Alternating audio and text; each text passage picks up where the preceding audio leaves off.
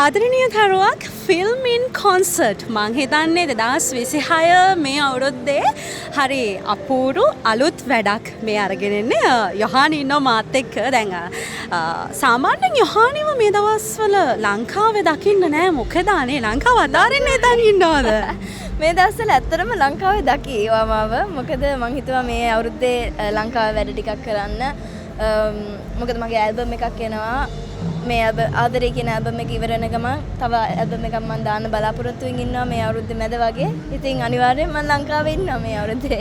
හරි. දැන් මේ ආදරෙන් සාමාන්‍යයෙන් මම දැන් මෙතන අපේ කොන්සර්ට් එකේ ඉන්නකොට මට ඇහුණු දෙයක් යොහානි ඉන්දියාවේ සාමාන්‍යයෙන් මේ වගේ වැඩත් එක්ක එකතු වෙනවා වැඩි ලංකාවට වඩා. මොකක්ද ඒකට රීසන් එක? රීසන් එක මං හිතන්නේ රීසන් එක වෙන්නේ මම ලංකාවේ ගිය අවුරුදු වල වැඩිය හිටියේ නැති නිසා මට මූවී වලට වැඩිය සම්බන්ධ වෙන්න බැරි වුණා. ඒක නිසා මම ගොඩක් කරේ ලංකාවේ වැඩ කරනවා නම් මගේම සිංගර්ස් හෝ ඇල්බම් තමයි කර කර හිටියේ. උනාට මං හිතුවා මට සාරංග කෝල් කරලා කිව්වා අපි සින්දුවකට සම්බන්ධ වෙමුද කියලා. හරි මේ දවස්වල මොනවද විස්තර අලුත් විස්තර තියෙනවද?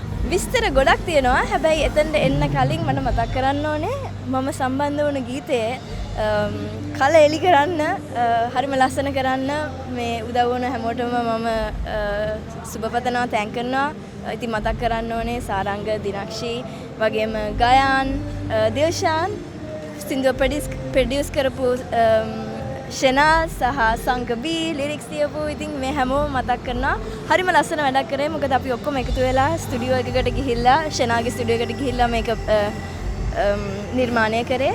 ඉතින් ආදරණීය තරුවක් එකේ සහභාගී වුණ හැමෝටම සුබ පතනවා සහ ගිහිල්ලා බලන්න ආවහම.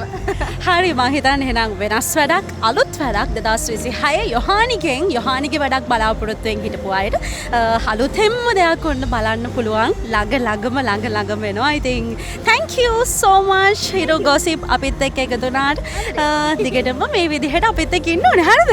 thank you HeroGossip.lk